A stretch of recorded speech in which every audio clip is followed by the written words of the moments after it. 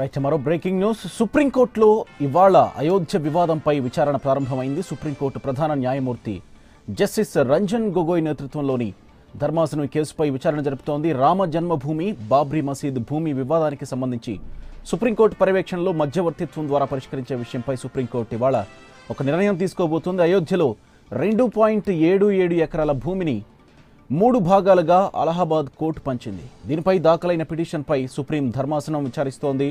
పూర్తి సమాచారం అందిస్తారు మా ప్రతినిధి మదర్, ఫోన్ లైన్లో సిద్ధంగా ఉన్నారు. మదర్, మొత్తంగా ఇవాళ సుప్రీంకోర్టులో ఎలాంటి వాదనలు జరగబోతూ ఉన్నాయి? ఎప్పటి నుంచో నలుగుతున్నటువంటి వివాదం కాబట్టి ఇవాళైనా ఒక రకంగా తెరపడే అవకాశం ఉందని అనుకోవచ్చు కంప్లీట్గా.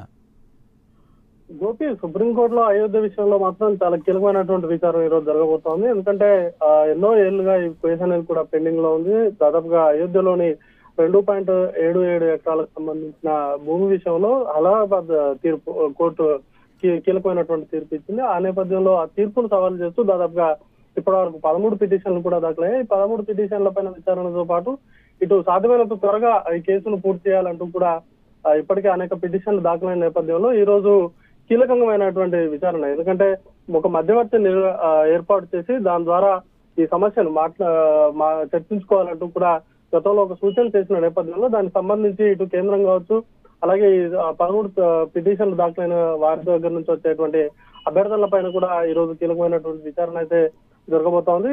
ముఖ్యంగా 2.77 ఎకరాలకు సంబంధించినటువంటి భూమిని ముగ్గురు సున్నీ వక్ఫ్ బోర్డు, అలాగే రామ్లాలా నిర్మోహి ఆకారాలకు కీలకంగా 3 భాగాలుగా విభజిస్తూ పంచుకోవాలంటూ కూడా అలహాబాద్ కోర్టు 2010లో తీర్పిచ్చిన ఆ తీర్పు నేపథ్యంలోనే ఇప్పటి వరకు కూడా ఈ కేసు అనేది కూడా సుప్రీంకోర్టులో నలుగుతూనే ఉంది. ఈ నేపథ్యంలోనే దానికి సంబంధించినటువంటి వక్ఫ్ ల్యాండ్ కు సంబంధించినటువంటి డాక్యుమెంట్లన్నీ కూడా తర్జమా చేయడానికి దాదాపుగా 8 వారాలు పట్టే అవకాశం ఉన్న నేపథ్యంలో అంత సమయం వృధా చేయడం ఎందుకు, ఈ లోపే ఒక మధ్యవర్తిని నియమించుకొని తద్వారా ఆ సమస్యను పరిష్కరించుకోవాలంటూ కూడా సూచించిన నేపథ్యంలో దీనిపైన ఈ రోజు కీలకంగా కేంద్రం ఇచ్చేటువంటి అఫిడవిట్ పైన కూడా కీలకంగా ఈ విచారణ అనేది కూడా ఆధారపడి ఉంటుంది.